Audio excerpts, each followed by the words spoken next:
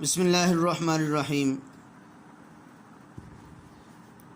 عزیز طلباء، السلام علیکم ورحمۃ اللہ وبرکاتہ۔ اس ویڈیو کے اندر ہم مضمون نمبر 7 حب وطن پڑھیں گے۔ دیکھیں، وطن گہوارہ ہے، دھرتی ماتا ہے، وطن گود ہے مادر وطن کی، وطن ایک جنم بھومی کا نام ہے۔ یعنی وطن کی گویا کہ انہوں نے تعریف کی ہے کہ وطن کس کو کہتے ہیں۔ وطن اس خطہ زمین کو کہتے ہیں جہاں انسان پیدا ہوتا ہے، جوان ہوتا ہے، کھیلتا ہے، اور جہاں اس کے والدین، عزیز و اقارب اور دوست احباب بستے ہیں۔ اور ہمارا مضمون ہے حب وطن۔ حب کا معنی ہے محبت کرنا، اور وطن کی محبت یا وطن سے محبت کرنا، اس کا معنی بن جائے گا۔ اور انسان جس سرزمین پر نشو و نما پاتا ہے، اس میں بسنے والے لوگوں سے، اس کے در و دیوار سے اور اس کی فضاؤں سے اسے ایک خاص قسم کی جذباتی وابستگی پیدا ہو جاتی ہے۔ اسے حب وطن کہتے ہیں۔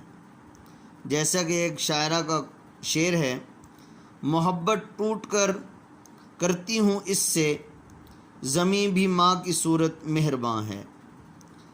محبت ٹوٹ کر کرتی ہوں اس سے، زمیں بھی ماں کی صورت مہرباں ہے۔ عزیز طلباء، اگر دیکھا جائے، انسان جہاں پر پیدا ہوتا ہے، جہاں پر بستا ہے، اس وطن سے، در و دیوار سے، اپنے گھر سے انسان کو بہت زیادہ محبت ہوتی ہے۔ یہ فطری عمل ہے، اور انسان کے دل و دماغ کے اندر وہ جگہ رچ بس جاتی ہے، اور انسان کے لیے اس جگہ کو چھوڑنا بہت مشکل ہوتا ہے۔ یہ ان لوگوں سے پوچھا جائے جو لوگ ہجرت کرتے ہیں اور بیچارے ہجرت کرنے پر مجبور ہو جاتے ہیں۔ بعض دفعہ آپ نے سنا ہوگا کہ بھئی بچہ بیمار ہے، ایک جگہ سے دوسری جگہ شفٹ ہوا، مکان چینج کیا، بچہ بیمار ہو گیا۔ کیوں ہو گیا؟ اس در و دیوار سے مانوس نہیں ہو رہا۔ جس در و دیوار سے مانوس تھا، اس کو چھوڑ کر چلا گیا۔ اور یہ جیسے میں نے آپ کو بتایا کہ یہ حب وطن سے محبت کرنا، یہ ایک فطری عمل ہے، اللہ جل شانہ نے ہر انسان کے اندر رکھا ہے۔ پیغمبر خدا صلی اللہ علیہ وسلم جب ہجرت کر کے مدینہ منورہ تشریف لے جا رہے تھے، تو آپ صلی اللہ علیہ وسلم نے مکہ مکرمہ کو مخاطب ہو کر فرمایا، اب کتنا عرصہ رہے وہاں پر؟ 40 سال کا عرصہ وہاں پر رہے، اور 23 سال کے عرصے میں سے نبوت ملنے کے بعد صرف 10 سال مدینہ منورہ میں رہے۔ واپسی 10 سال کے بعد، مطلب یہ ہے کہ جو مدنی زندگی ہے، اس کے بعد پھر آپ صلی اللہ علیہ وسلم مکہ مکرمہ میں آ گئے۔ کبھی مکہ، اب پھر زندگی کچھ مکہ میں ہے، کچھ مدینہ میں۔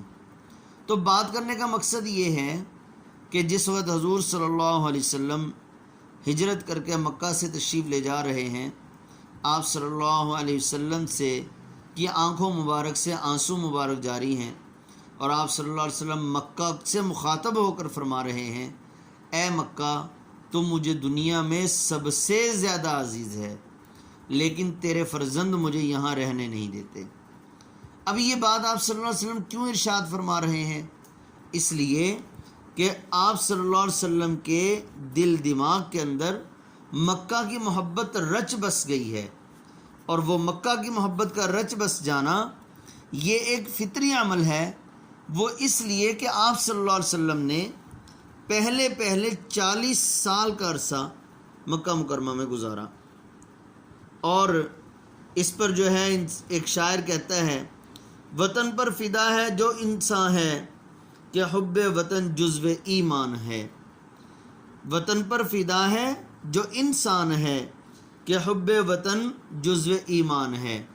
اور یہ عربی کا مقولہ بھی ہے کہ حب الوطنی من الایمان، کہ وطن سے محبت کرنا ایمان کا حصہ ہے۔ اور آپ نے ایک کہانی بھی سنی ہوگی، پڑھی ہوگی، کہ کووں کے گھونسلے میں ایک سانپ نے گھس کر کووں کے بچوں کو کھا لیا، اب وہ کوے دو طرح سے انتقام لینا چاہ رہے تھے، ایک تو بچوں کے یا انڈوں کے کھانے کا، دوسرا انتقام جو لینا چاہ رہے تھے وہ ان کے گھر کو تباہ کرنے کا۔ آپ نے کسی پرندے کو دیکھا ہوگا کہ جب انسان درخت پر چڑھ کر کسی پرندے کو کے گھونسلے کے قریب جانا چاہے تو وہ پرندہ بے چین ہو جاتا ہے، پھڑ پھڑانے لگتا ہے اور تڑپنے لگتا ہے، چیخنے لگتا ہے، شور کرنے لگتا ہے۔ اس کی وجہ کیا ہے؟ اس کی وجہ یہ ہے کہ اس کو اپنے وطن سے محبت ہوتی ہے، اور وطن کی محبت کی بنا پر وہ چیخ اور چلا کر شور کر کے وہ دوسروں کو بتانا چاہ رہا ہوتا ہے کہ میرے گھر کو اور میرے بچوں کو، میرے انڈوں کو ایک دشمن شاید نقصان نہ پہنچا دے۔ تو اس طرح سے انسان کے دل کے اندر محبت جو ہے وطن کی رچ بس جاتی ہے۔ جیسا کہ شیخ سعدی رحمۃ اللہ علیہ کا ایک قول ہے، وہ کہتے ہیں کہ مجھے اپنے وطن سے محبت حضرت سلیمان علیہ السلام کے تخت و تاج سے عزیز تر ہے، اور وطن کا کانٹا بھی سنبل و ریحان جیسے خوشبودار نرم پھولوں سے زیادہ عزیز تر ہوتا ہے۔ اللہ جل شانہ نے حضرت یوسف علیہ السلام کو مصر کی حکومت بخشی تھی، لیکن وہ اپنے آبائی وطن کنعان کو کبھی بھی نہ بھول پاتے تھے۔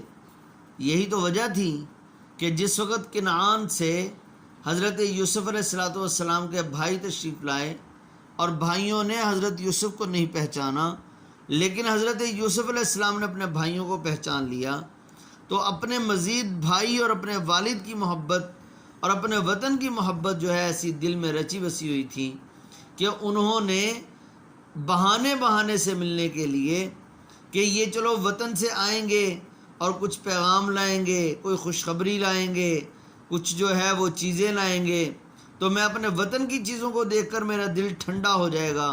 اور پھر ان کے بھائی بھی تھے، خون تھا، جیسے کیسے بھی بھائی تھے، تو حضرت یوسف علیہ السلام نے ان کو زیادہ انعام دینے کا لالچ کیا کہ تم میرے یہ کام کرو تو اس صورت میں آپ کو زیادہ انعام دوں گا۔ اور پھر دیکھا جائے تو قائد اعظم محمد علی جناح کی انتھک محنت کس کے لیے تھی؟ یہ بھی وطن کی محبت تھی کہ ہم ایک الگ اپنا ذاتی وطن حاصل کریں، اور پھر مسلمانوں نے اس کے لیے جان توڑ کوشش کی، سر توڑ کوشش کی اور جان کی بازی لگائی، اور اسی طرح سے تمام کے تمام مسلمانوں نے اپنی مال، جائیداد، زمین، اپنی جان اور اپنے عزتوں کی قربانیاں دے کر بالآخر یہ وطن حاصل کر لیا۔ اور پھر 1965 کی جنگ اور 1971 کی جنگ، اور اس کے بعد جو ہے اور بہت ساری جنگیں وقتاً فوقتاً ہونا، یہ کیا تھا؟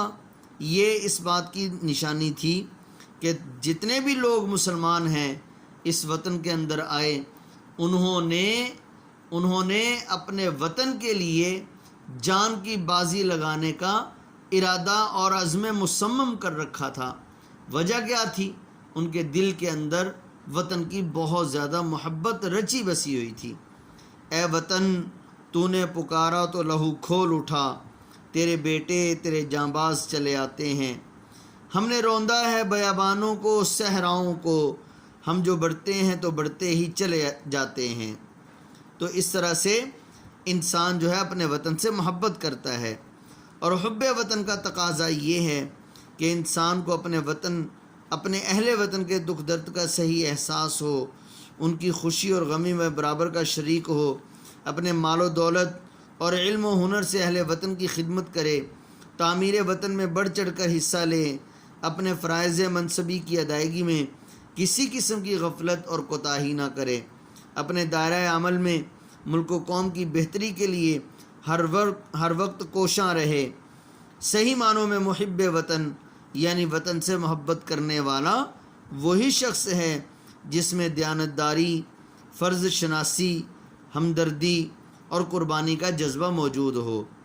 الہی وطن میرا آباد رکھ، ابد کی گھڑی تک اسے شاد رکھ، میرے اس وطن کو تو آزاد رکھ، یہ تجھ سے دعا ہے میری ہر گھڑی، کروں اس پہ قرباں میں ہر خوشی کہ میرا وطن ہے میری زندگی۔ تو عزیز طلبہ، اس ویڈیو کے اندر ہم نے حب وطن مضمون پڑھا، تو آپ نے اس کو اچھی طرح سے یاد کر لینا ہے۔ السلام علیکم ورحمۃ اللہ وبرکاتہ۔